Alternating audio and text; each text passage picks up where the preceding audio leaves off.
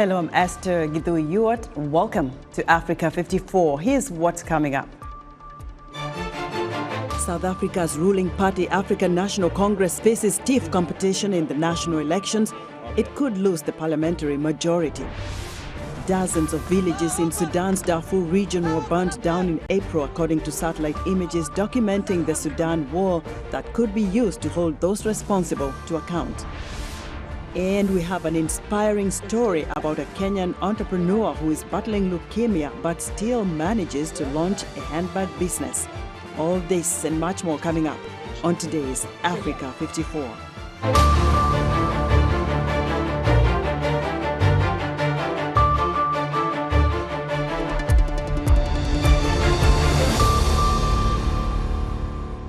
Vote counting is underway in South Africa on Thursday, and the African National Congress appears to be losing the parliamentary majority it has held for 30 years.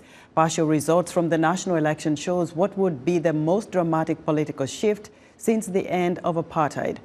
If the final results confirm the loss of its majority, the ANC will be forced to make a deal with one or more other parties to govern, a situation that could lead to unprecedented political volatility in the coming weeks or months. With results in from nearly 17% of polling stations, the ANC's share of the vote in Wednesday's election stands at 42.5%, with the pro-business Democratic Alliance at almost 26%, according to data from the Electoral Commission. The new Umkhonto weSizwe party, led by former President Jacob Zuma, has just 8%.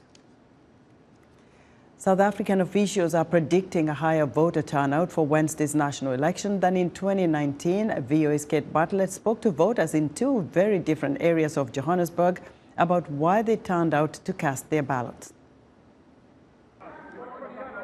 Lines of voters waited for their turn to exercise their democratic right at this polling station in Alexandra, a high-density township in Johannesburg.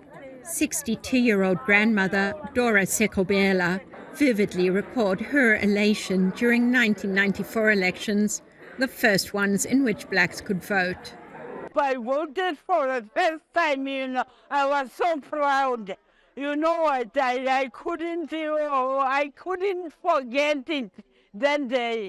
Those elections ushered in the end of apartheid and brought Nelson Mandela and his African National Congress, ANC party, to power. Sekobela voted ANC then, and she says she will vote ANC now too. But many other people are unhappy after 30 years of ANC government. Polls leading up to this election showed the party could get less than 50% for the first time. Political analyst Tessa Dooms explains. We now see there are more disillusioned people than there are people who are sure about who they're going to vote for. It's democracy that's on the ballot in this election. It's a referendum on democracy, and I think that's the importance. Shegofatso Dikale was born after apartheid. She is 18 and a first-time voter in Alexandra Township. Dikale says she voted for the opposition party, the Economic Freedom Fighters, as she's fed up with the ANC. I believe my vote will make a change. Firstly, it is my civil responsibility to be here today. It is a duty that I have to perform as a citizen of a democratic nation. And secondly, I want to vote because I want to see a change. I'm voting for my future. 21-year-old Mikle Sugoka is also a Gen Z voter. His biggest concern is the lack of jobs. Some 44% of South African youth are unemployed, one of the highest such rates in the world. The reason why I came here is because of unemployment rate. Most importantly, yes, unemployment rate, and I feel like infrastructure and other things also need to be looked at, and the education and whatnot, but unemployment, because it all boils down to unemployment. The streets of Alexandra Township are riddled with potholes and strewn with rubbish. Many people live in shacks. Just a couple of kilometers away is a different world. Sandton, a glitzy Johannesburg neighborhood, often dubbed Africa's richest square mile. Barry Kutsi says he's also voting for change. He is concerned about high crime levels and the economy. I just believe that the status quo of this country is killing this country, and it's a beautiful country. There's a lot of economic potential, and I just think if we stick to the status quo, it's not going to go anywhere. It seems that what many South Africans are asking themselves during this election is whether there will be change. By Sunday, at the latest, results will make clear whether the ANC wins a majority or falls short and has to enter a coalition for the first time. Kate Bartlett, VOA News, Johannesburg. Reporter Yazid Kamaldian spoke to voters in Cape Town to get their thoughts on why the elections were important to them. Voters in Cape Town lined up to vote with hopes that this time around things will be better. The outcome of this election will determine who the country's president would be, as well as which political parties make it to the National Assembly. The ruling African National Congress is expected to lose some seats to smaller political parties. I feel amazing because I'll have a say in this country. It's important to vote because you can't complain about something if you're not voting.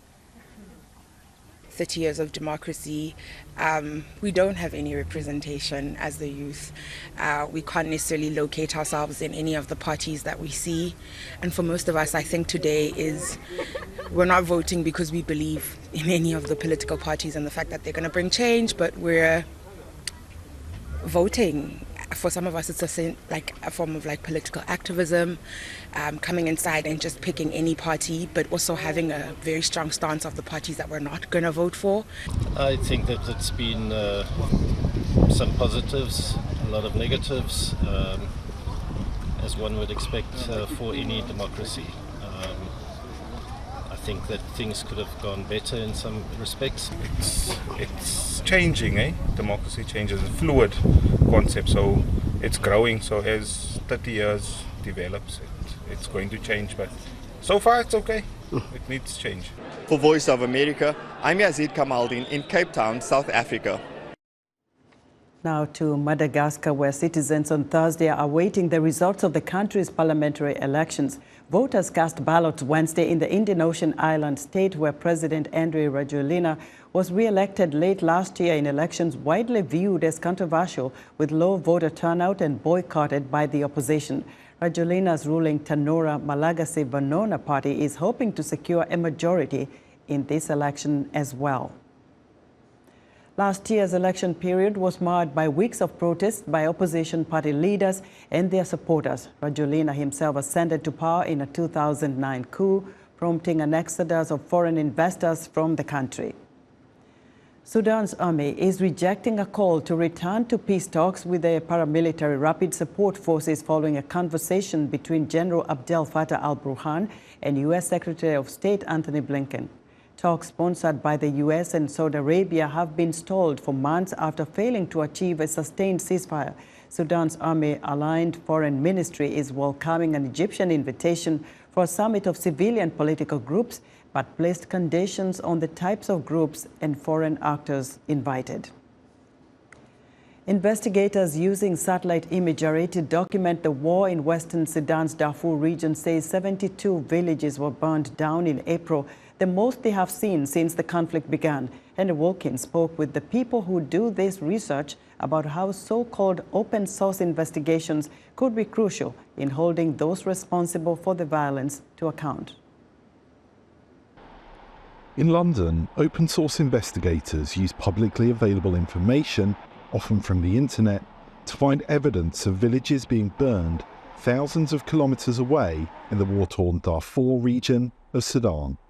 Ben Strick is the Director of Investigations for the Centre for Information Resilience, a non-profit that documents the conflict through a project called Sudan Witness. Sudan Witness says that 72 settlements were burned down in April 2024, the most it has seen in any month since the war began in April 2023. We're often seeing some villages that might have been standing one day or 1 month, and the next day they're not there anymore. They've been burned down and there's clear markings to identify that. Sometimes we even catch them on fire as well. At some points we're even lucky enough to see footage, and often that footage is filmed by the perpetrators themselves, who are in the village cheering as they burn down these villages and often kill people at the same time. Strick says the team has been able to identify some of the commanders who ordered the burning of settlements from these videos. It's all but impossible to verify the attacks documented by Sudan Witness on the ground, due to security concerns and warring factions' restrictions on media and human rights monitors entering Sudan.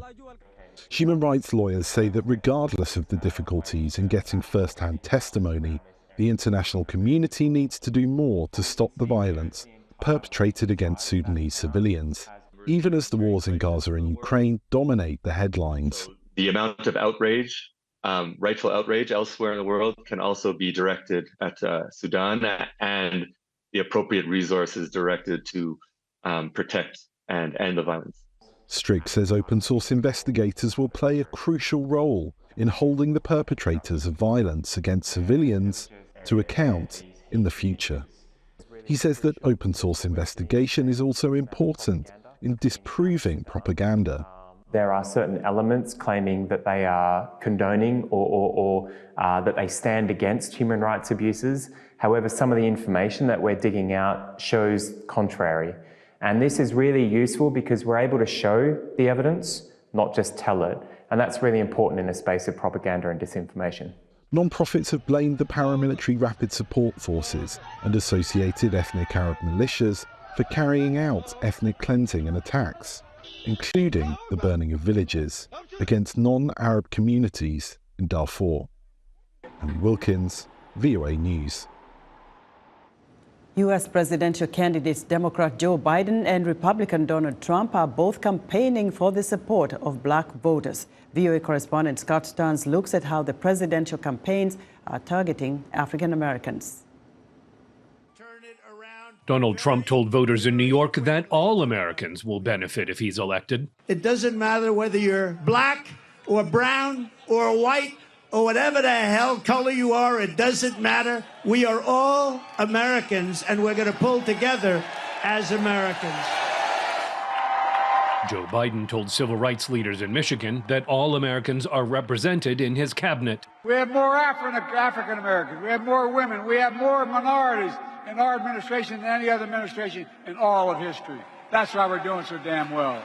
Trump and Biden are both campaigning for the support of black voters in an election where that may make the difference in swing states that could decide the outcome. Pew Research data shows the top electoral issues for black Americans in 2024 are improving education and strengthening the economy. Trump says he'll tackle both. We're going to bring success back to our schools. We're going to bring prosperity back to every neighborhood and every borough of the greatest city in our land. The Biden campaign's targeting black voters with this ad about Trump in New York. Of course I hate these people. Donald Trump disrespecting black folk is nothing new. He was sued for refusing to rent his apartments to black families and called for the execution of 5 innocent black and brown teenagers. Biden says Trump is a vengeful candidate whose election would hurt minorities. Trump isn't running to lead America. He's running for revenge. But revenge is no way to lead a country. You can't build a future on revenge. You can't build better lives through revenge. That's why I'm running to lead America into the future. Immigration is a central theme in Trump's campaign, one he tailored to minority voters in the South Bronx. African Americans are getting slaughtered. Hispanic Americans are getting slaughtered. And these millions and millions of people that are coming into our country, the biggest impact and the biggest negative impact is against our black population and our Hispanic population, who are losing their jobs, losing their housing, losing everything they can lose. Biden told black voters he needs them again to beat Trump. You're the reason Donald Trump is the defeated former president. And you're the reason Donald Trump's going to be a loser again. 4 years ago, black voters chose Biden over Trump by 92%. As of last month, Pew Research data says that's down to 77% of black voters who would vote for or are leaning toward Biden, compared to 18% for Trump. Scott Stearns, VOA News. 3 black men are suing American Airlines in a New York federal court, claiming they were discriminated against when ordered to leave a plane in January. The men say they were told to leave a plane waiting to take off in Phoenix and then noticed that 5 other black men had also been removed from the flight. The 3 say an airline employee told them they were removed because a flight attendant had complained about a passenger's body odor. The men say they were allowed to reboard the plane only when it became clear that American could not rebook them on another flight. American Airlines says it is looking into the matter. Let us know what you think about Africa 54 and all our VOA Africa programs on our website at voaafrica.com. Still to come, an inspiring story about a Kenyan entrepreneur who is battling leukemia but still manages to launch a handbag business. We'll be right back.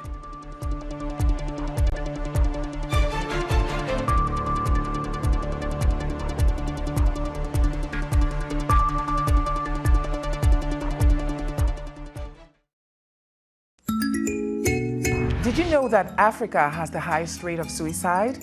And although men are more likely to commit suicide, the rate for women has risen significantly over the past several years, according to the World Health Organization. This week in Our Voices, we'll try to understand why suicide is on the rise and learn what role we can play to prevent it. Join the conversation each week right here on Our Voices.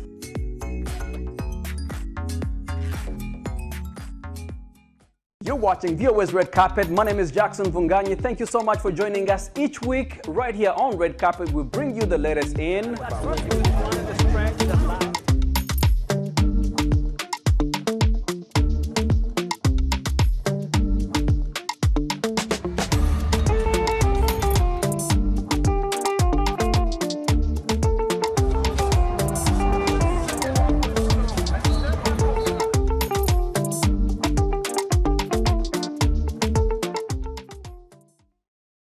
where stories come alive. From the heart of Africa, it's the BAL playoffs and finals. Join us in Kigali, Rwanda from May 24th to June 1st at the BK Arena. The biggest show in African basketball is here. 8 teams battling for the championship. Grab your tickets now at ticket.rw. Be part of history, all for the final.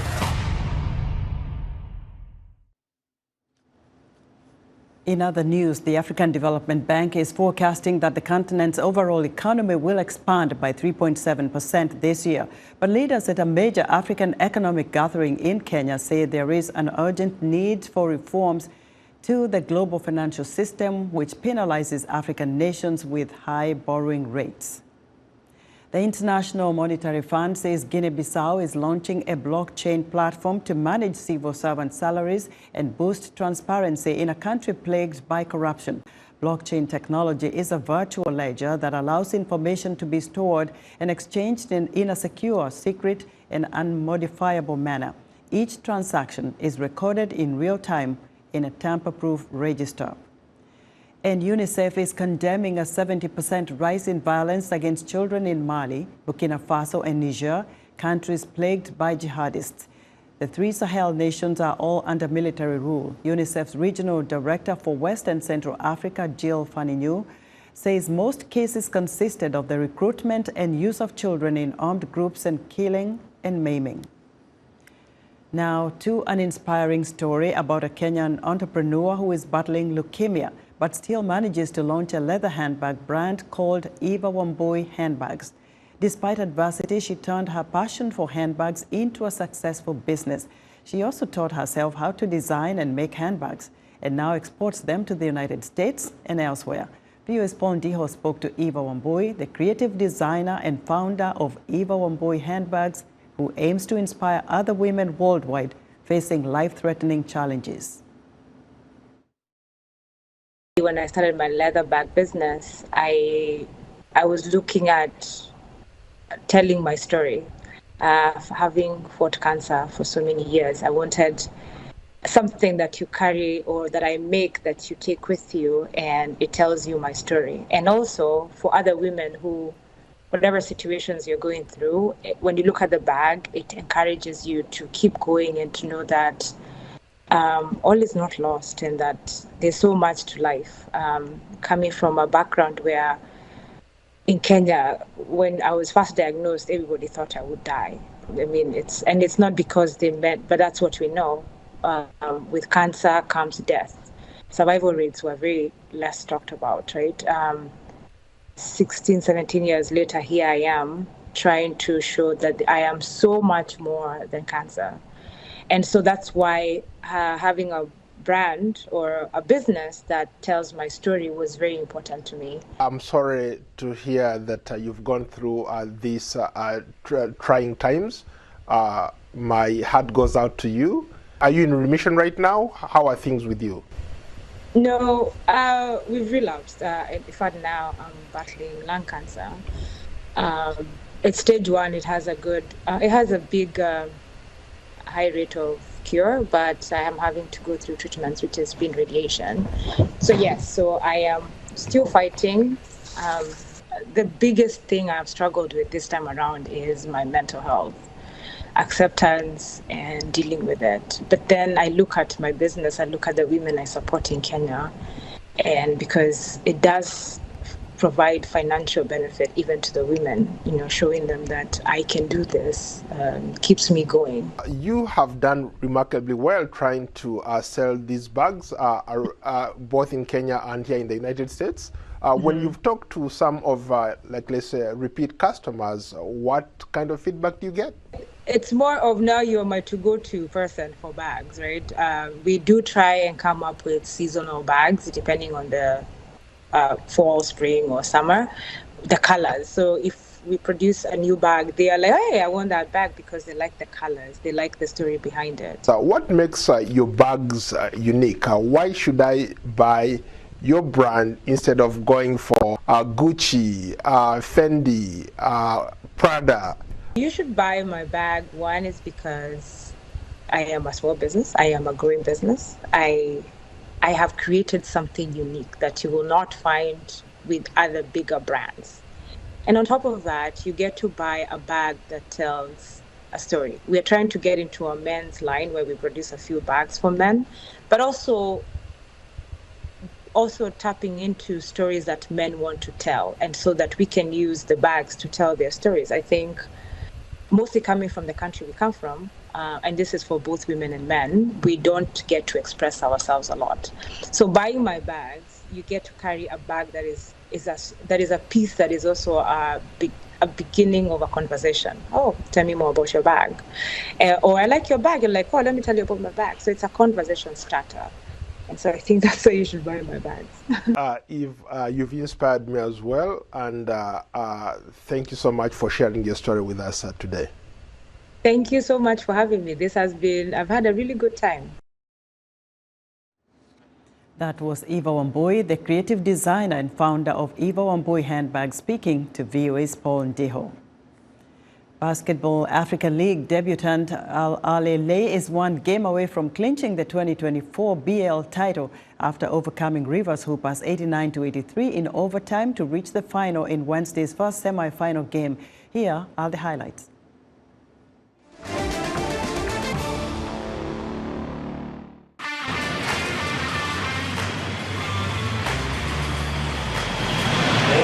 To shudder and shake as the Nigerian Kingsmen take on Al Ahly of Libya for a place in Saturday's final. 1 from 2 for the Rivers Hoopers, and that one scored by Eke Amayo goes for a big 3. Oh, how about that? Sensational long-range shooting there from Kelvin Amayo. 6 seconds to play as Golden, who goes up, swings it out to Murphy. Murphy for a 3-pointer. Well, that is just dynamic. Beautiful there from Murphy.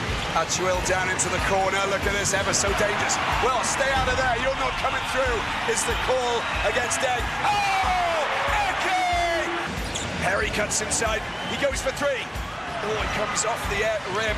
That's going to be Achuil with an easy dunk. Put it in there. We're all level at 73 points apiece. Will Perry. Oh, it doesn't go. It goes out of bounds, and it's going to be possession for the Hoopers. Unbelievably, that's their 25th offensive rebound. Wallace Well, he picks the ball up. Hamad has it. They're a little bit lucky there. The rebound. Oh, he's going up. Atsuel smashing, crashing, dunking the ball big time. I don't know why he went for the shot. He went for the drive. He was unchallenged the way Sidi Abate drive and just slice up the defence with a wonderful aggressive drive into the paint. Perry picks it up, and they need to get points from this. It comes to Coco. There's Eke. Eke going for a three-point shot, needs to score. Does score! 3 points! 81-84 for that man, Golden. He's up to 20 points as we see Mayo go up and get 2 more points. He's up to 20 things, but it's all over. How about that? Al Ali of Libya enter the big stage. In the second semi-final game of the day, Angola's Petro de Luanda became the second team to book the final spot, defeating Cape Town Tigers 96-86 in a thrilling match.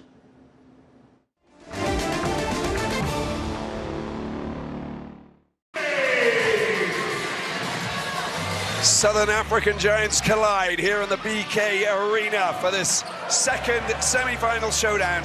Moreira working around and Joy, you talked about that, and this time Sibagnoni just teaming up on the big man. Great acceleration, Sam Kello puts it down! Done for Sam Kello! Bridgeforth does well to get the rebound. Deng picks it up, goes around, Ndoy! Come for Mr. Ndoy with a big dunk.